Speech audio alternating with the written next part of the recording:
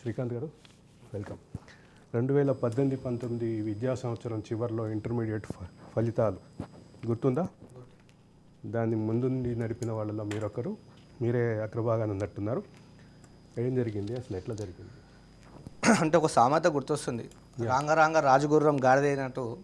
అంటే ఒకసారి గెలవంగానే రెండోసారి అధికారంలోకి వచ్చినాం 2018లో అని చెప్పేసి, అంటే తానే ముఖ్యమంత్రిగా యువరాజు ప్రకటించుకోవడం, తన ఇష్టరాజ్యంగా అన్నిట్లో వేలు పెట్టడం.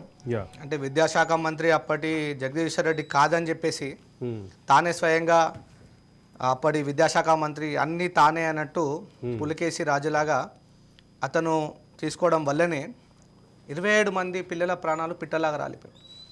ఆ రోజు ఆ ధర్నాన్ని నేనే పేరెంట్స్ అందరిని తీసుకెళ్ళడం, అంటే చాలామంది ఉదయాన్నే నాకు ఫోన్ చేయడం, సుమారుగా 3 లక్షల మంది విద్యార్థుల భవిష్యత్తుకు సంబంధించింది అది.